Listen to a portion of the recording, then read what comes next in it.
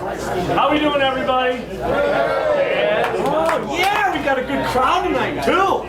Okay, so we've got Willi Wiltz tonight, Tommy Moe, Daron, Shaun Palmer, 3 Olympic medals, 8 World Cup victories, one of the best, and he's here to kind of tell us how to make us fast. So if everybody could do a warm welcome for Willi Wiltz, that would be awesome. Thanks, Eric. Thank you. Thanks everybody for coming. I'd like to thank the Pigpen Saloon for putting up with all this and supplying the drinks for everybody. But anyway, and also Eric at Rennstall. So thank you very much. I'm going to go through a series of applications and procedures. Some of it will be a little bit routine and a little bit of a refresher for some of you, but you're going to end up walking out of here with a lot of valuable information that I can elaborate on some of these techniques that we found out on the test track that's proven real fast, and hopefully it can emulate towards your ski racing as well.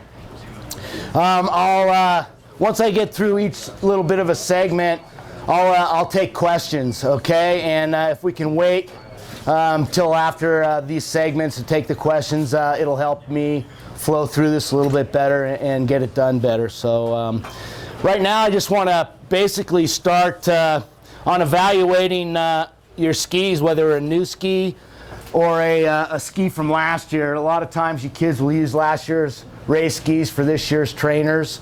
And you know, just starting with the reference point of what you have to work with, and just trying to get that base bevel established to your base bevel and no more. And maybe you have a larger base bevel from last year's. Base bevels only grow. They don't contract. They don't get smaller. And 9 times out of 10, you are on a bigger base bevel than what you think you are. So as far as controlling your evaluation in these base bevels, your best friend that you can possibly have is a Prisma straight edge or a true bar, okay? And this pretty much will eliminate all the guesswork and tell you what you're dealing with, and you can accommodate it from there. I tend to like to take the ski off of the vices and hold it up to a light just to kind of give me an accurate reading. Some of the kids with better eyes than I have right now can see it a little bit better on the bench, but I think for a more accurate reading, go ahead and take it off the bench and hold the ski up to the light and just see what you have as far as what you're going to start working with.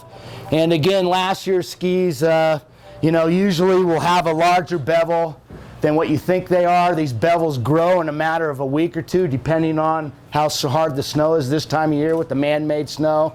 It's very aggressive, small granular type of snow, and it really packs down hard. So it's a good idea, you know, in your daily, weekly maintenance to keep an eye on what you're dealing with as far as base bevels, if it's growing or not. Again, just holding the ski up to the light and just looking in the tip and even in the non-contact points a little bit where you want some bevel as well. Consistency is everything with base bevels. Just work your way down the ski, and what you are is you're looking at the light that's above the edge here. And this is pretty much routine for everybody, right? You're holding the true bar over the ski. Thanks, Ian. And it'll also tell you how flat your base is. If you're seeing a lot of light in between underneath the true bar here, that's kind of telling you that your base is contracted and concaved and the ski is a little bit railed. So you're going to have to take it into Eric and have him flatten them out on the stone grinder. Or if your base bevels are a little bit too large and your skis are spooned out, it's not going to give you the quick responsiveness that you need in a lower base bevel. It's going to be a lot slower. So in a lot of times when you're getting new skis, I would say like in the last 5 years, Eric, that the manufacturers have established these trim disc or ceramic disc machines that actually are establishing the base bevels at the factory after the process of laminating the skis and going through the presses and getting the epoxies knocked off through a series of sanding and stone grinding. They'll finally, thanks Ian, they'll go into a trim disc machine or a ceramic disc machine that will establish these bevels.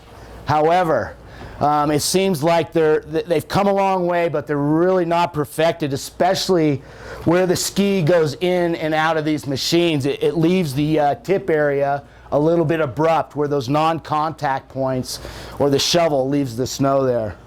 Okay, so it's not only apparent by eye, and once in a while these machines will tend to stall out a little bit. Case hardening or tempering that steel edge a little bit harder than what a chromium file can cut through. So sometimes and I'll get through that when I start the hands-on here shortly.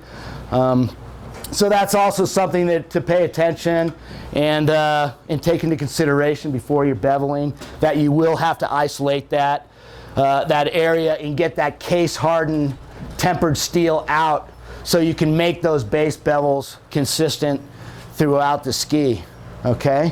And again, with the tail area, non-contact point with the tail area as far as exiting these machines, it's a little bit abrupt as well. So these machines are really helpful as far as establishing these base bevels and helping you out for less time on the table. Just keep an eye on that these base bevels aren't too big. A rule of thumb is, you know, for the junior race skis is that they're coming around 0.75, 3/4 of a degree base bevel to about 1 degree base bevel.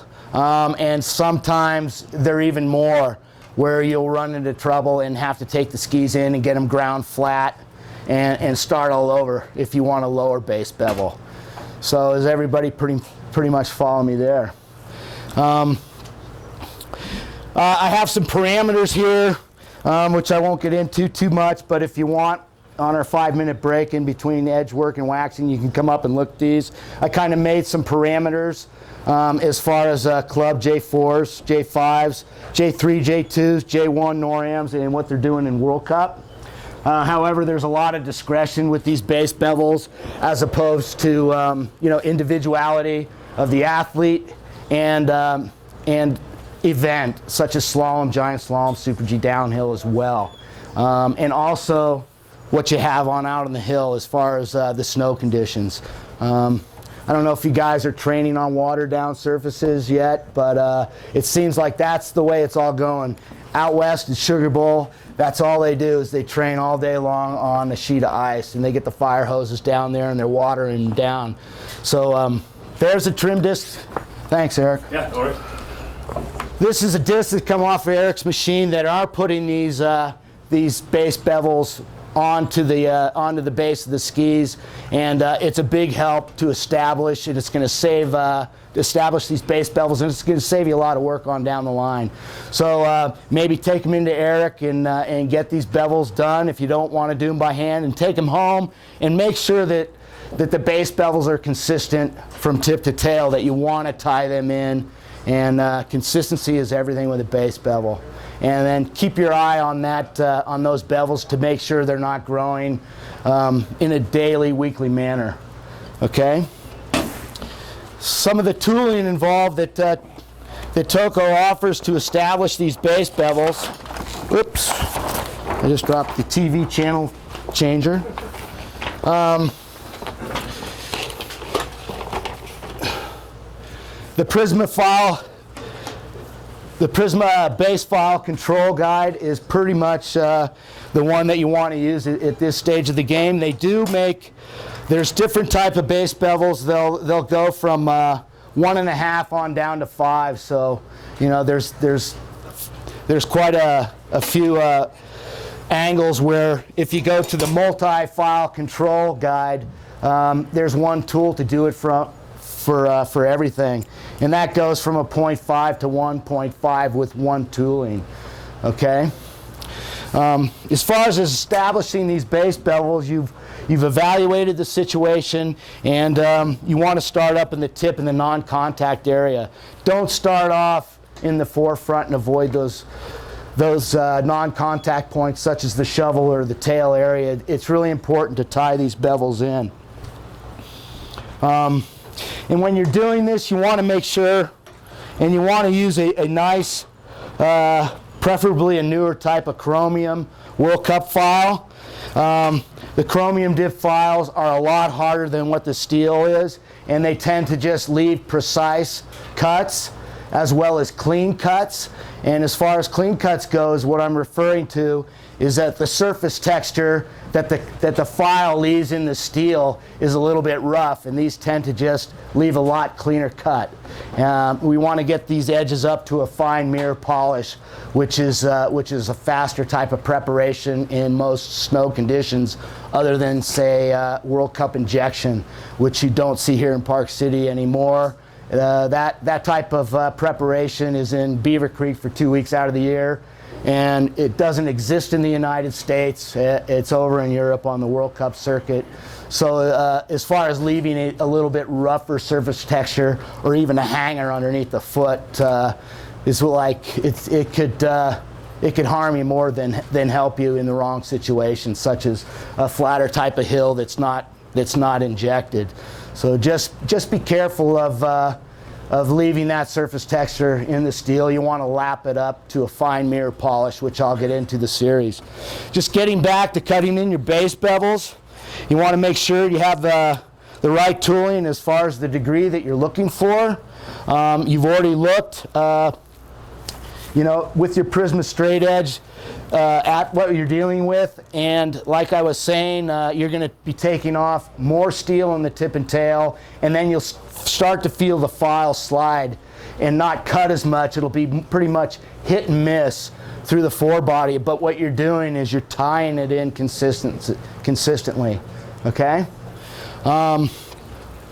When you're doing this, you want to, what I like to do is I like to take shorter strokes and have a good atmosphere as far as lighting. You just don't want to take for granted of the file and the file guide, the base bevel guide, doing all the work as much as you're seeing what it's doing and maybe isolating, going back to where it needs more work.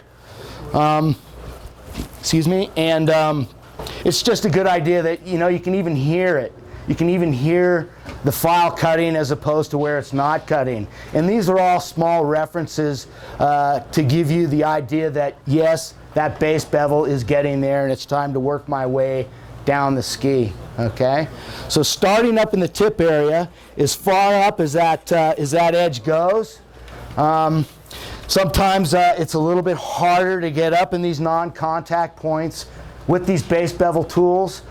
So what I've learned is I'll take a piece of sandpaper here. I'll take a piece of 320 aluminum carbide or silicone carbide sandpaper, and I'll fold it into fours, and I'll go ahead and cut those sheets into 4 squares, so it's a little bit easier to work with. And what I'll do is I'll take one other square and I'll fold it in half, grit to grit, like so, okay? And I'll keep this paper off of the edge you're working with, and you always want to work with the edge away from you. It just gives you better exposure and more consistent angle to work establishing these base bevels and get you those the consistency bevel that you're looking for all the way down the ski. Just a little piece of sandpaper. This is something I learned in the Atomic Factory, and they're still doing it today, as far as just matching that base bevel up in the tip area. That's a little bit harder to get with some of the tooling. And having that piece of sandpaper folded in half, grit to grit, will keep the file off of the base, so you're actually not cutting into the base. It's exposing the steel, and you're cutting into the steel maybe where it's a little bit tougher to get with some of the tools, okay? However, having good light again is going to allow you to see that you're not cutting into the base, and that you're going to match that bevel as you come down into the forebody of the ski, where those trim discs have really got an established cut where they haven't, again, in the non-contact areas. So what I like to do is it just takes a few swipes and looking at your work. You can feel the file, hear the file cutting, and once you get to that spot, the file doesn't cut as much. So that's your reference to go ahead and grab the file guide, okay? And put your tooling in the file guide. And go ahead and work your way down the ski. I like to use a little bit shorter strokes at first, just because I think it allows to a lot more precision than the longer strokes that we want to follow up with, which I'll get into here shortly. But just go ahead and work your way down the ski, and when that file's not cutting anymore and starting to slide, that's your reference to move on, as well as using your eye and seeing that steel become shiny from the outside of the steel to the inside of the steel of the base. Okay, that is your first reference. So go ahead and work your way down. Also, don't be afraid to, every once in a while, get a piece of base tex here or fiberline and wipe some of that debris off. Make sure that it's not getting caught in between your tooling and the ski. You're going to have some, I'm going to save questions for after this segment, sir. So it's not getting caught in between the tooling and the ski. And a lot of times they'll have a protective coat of wax or a travel wax that comes from the factory that you've scraped off, and it tends to gum up on there and maybe collect a few particles of edge shavings. And those will actually leave scratches in your base, which you don't want to do, obviously, because these are your race skis and you're going to spend a lot of time getting them ready, and you don't want to go backwards. You want to go forwards and not have those scratches. You want to get to start conditioning your bases as soon as you can when you're stopped. Your base edge angles and obviously your side edge angles. So just making sure everything's clean. Don't be afraid to wipe the ski off to prevent these scratches in your base. So working your way down. Again, you're watching your work as you're going, taking shorter strokes, and just really tying that base bevel in that those trim discs, those ceramic discs have established in your skis.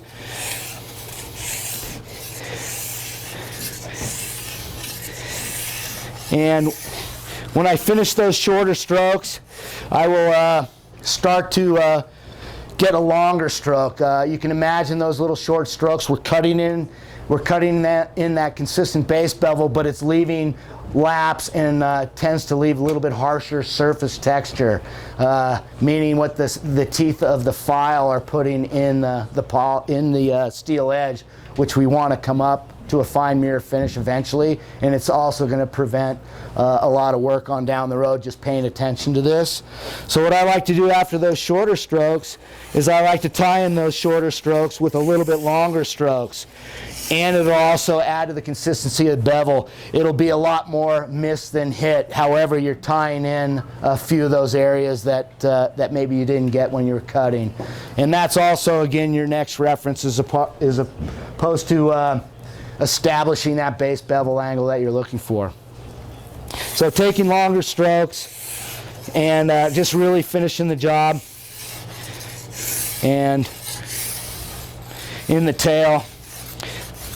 Again, I want to go over, sometimes you'll find a little bit of case hardening area or tempered steel where you might feel that file not cutting in to these areas. So it's like where especially maybe if they're an older ski and you hit a rock, rocks will create enough heat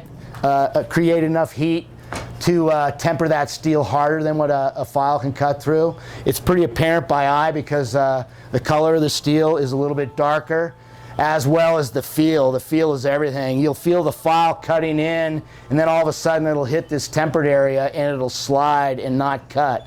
So you can imagine that your base bevel won't be as consistent, especially in these areas. The best way to lap these up to the top and soften up that steel is with an oxystone. I found there's several different ways. Some people use sandpaper, some people use diamond stones, but I think these ceramic oxystones are your best friend because they just tend to get through the top layers of this tempering a little bit better, where you don't have to go back and forth from your file to the sandpaper or the diamond stone. You only have to do it once or twice with these ceramic stones. And pardon? I would use this dry, you know, for right now, because you're not creating too much friction, and it's gonna really get down deeper into that tempered area. A little bit drier. I like to use them dry. However, I clean them out with some citrus and water once in a while. You're not going down the whole edge, where you would want to use some water lubrication, which I'll get into in the polishing segment. So in these areas, just go ahead and take your oxy ceramic stone and just isolate that problem.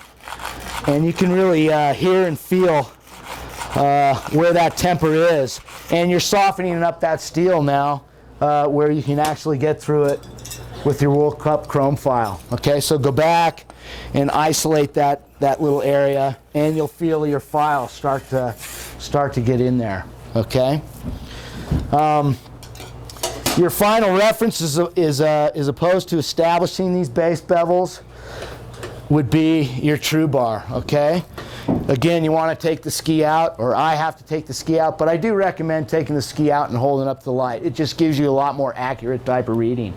Okay, and just make sure that that base bevel is consistent from non-contact point in the tip all the way down the ski through the tail area, right?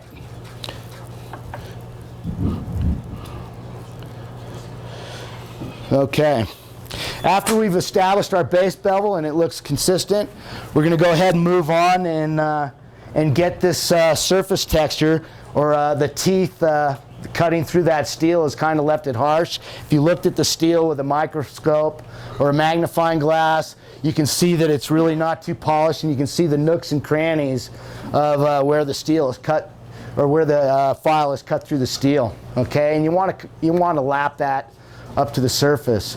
And this time of year, when we're preparing race skis, unlike conditioning your base and getting your bases up to snuff, I condition the edges. And how I do that is, again, with one of these square pieces of 320 silicon carbide or aluminum oxide sandpaper, and I like to wrap it around the file. And what we're doing by this type of technique is that we're softening up that temper of the steel edge, so we can lap it up with sandpaper and get to our DMT stones to further polish and arise that surface texture to the steel, and harden up the edges again to where they should be for proper edge purchase for training this time of year, especially out here where it's a little bit harder this time of year with the man-made snow. Okay, so the best way to do that is, again, to fold your other piece of sandpaper, grit on grit, and just keep it about 1 centimeter to 1/2 centimeter off the edge that you're working with. All right, and you'll see the properties in the preparation that it's doing. You will see that surface texture coming up to a mirror polish a lot faster than you would going through a series of diamond stones, which you want to follow up with. But it softens up that steel so you can get to that heart of the matter, and the effects from it are a lot better.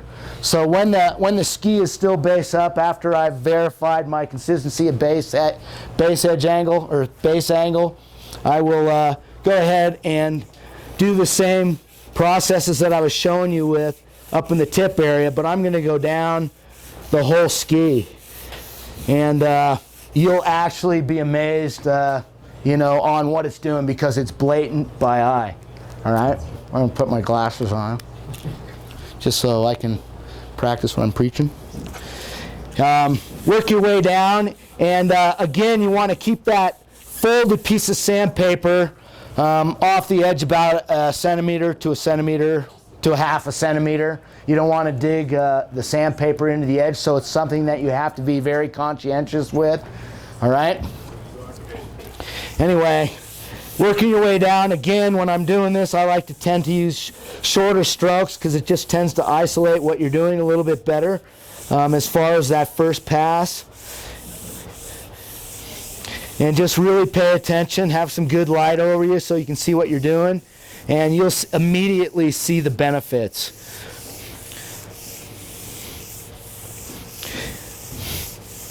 And again, all the way through the tail area. And then what I do is I'll take those little bit longer strokes, just cutting out those short, abrupt laps that we use for the initial polish, and I'll lengthen them out. Okay, tying all those little short strokes in.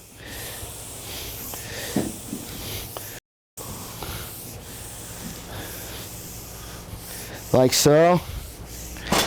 And then what I'll do is I'll follow up with one big one, tip to tail. Okay, and as far as any further polishing on the base, the bottom base edge, I'm going to wait until after I've cut in my side edge angles, okay? Because what happens is that you're going to have to go back and do it anyway, because when you're establishing a side edge angle, that steel will push back over into the base and you'll have a hanger, and you have to go back and isolate that through a series of stones. So we've actually softened up that steel, brought that surface texture up to a finish, and after we do our side edge angling, which I'm going to get to in this next segment, it'll allow for you to get to your series of diamond stones, which are going to further polish it up, but it's going to retemper that edge back to its hardness, original hardness that you need for precise and better edge and better contact on harder type snows. Okay, so again, if you guys want to come up here in our break and just kind of look at some of the parameter references if you want. It's just a parameter. However, there's a lot of discretion there too as far as muscle development, stature in the athlete, conditions that prevail, and also the event that you'll be training and racing for. Okay, so I'll take some base beveling questions now, if there's any out there. I think that there he is. Yeah, when you're offering a French shovel and you're blending, are you telling me that the edges were slightly railed in the top as you bring them down? Usually, hopefully they're not railed, but every once in a while, your reference on your true bar will tell you if they're railed. You know, if it's flat over the edge and there's a little bit light just beyond the edge, and also going across the ski, you can tell if it's railed or not. But what I was referring to, sir, is that you're going to have a flat bevel there where these ceramic discs, where they go in and out of the machines, are a little bit abrupt. So, you know, what you want is to just tie these areas into where these machines finally caught on, and it's just maybe just a bit past, a couple of centimeters past the non-contact point. But most of the times it's visual by eye, because you can see the marks where they went on and where they went off. Okay? Yeah. When you added the paper, was that paper flat across the base, or was it used on one side to lift it up? No, it rides flat on the base, and which creates which gets you to the exposure over that edge and off of the base. Okay, but you're not taking it for granted. You're looking and being very conscientious by eye to keep that consistency. Okay, yeah. Other than Toko, what other company tools do you like for reliability? Well, you know, it seems like, you know, all the other companies make these specific types of tools that are out there. I think it would really pertain with the tool that you are most comfortable with working with. You know, I've never had any problems at all with the Prisma control or the multi-control. You know, it tends to get you to what you want quicker. However, everybody has their preference that they feel more comfortable using. All the ski tool companies make these toolings, and basically it's up to you as far as what's the most comfortable to use, and that's going to give you the most precise consistency out of that base bevel. Okay, so some tools are easier to work with than others, that also allow to the preciseness. And also just using a fairly new, or preferably a new chrome dip file, The most common mistake that I see when I go into some of the kids' race rooms is that, you know, these files are all gummed up with wax and that they've been used a lot, and they tend not to cut as well as obviously a new file. So the first tendency that the kids are doing is that they're over pressuring or bending that file to get those cuts. And when you're doing that, you can imagine that you're increasing your base bevel as well. So you know, just having the right tool for the right job just reflects on the final product at the end of these applications. Okay? Yeah. How do you tell when you put your true bar across the bottom of the ski, whether you're at 0.5, 0.75, or 1? Good question. Well, a good reference or a rule of thumb, if you don't have a caliper, a lot of companies make calipers that you can read a base bevel with, but these things are like $500. And if you drop one, they're not really easy to carry. If you drop one, it's not as precise anymore. So what I do is I say that a 0.5, the reference for 0.5 would be that you're looking at light just about almost not quite to the base. Obviously a 90 degree is flat. A 0.5 you'll see light maybe halfway to 2/3 of the way through the edge before that steel edge hits the base. And a 0.1 would be if there's light all the way to the base and maybe into the base just a little bit. Okay, that's about a 0.1. And then a 0.75 would be in between the two. And in our break between edging and waxing, if you guys want to come up and check this out and check out some of the parameters, feel free. Any more questions on base beveling? What do you mean by citrus when cleaning stones?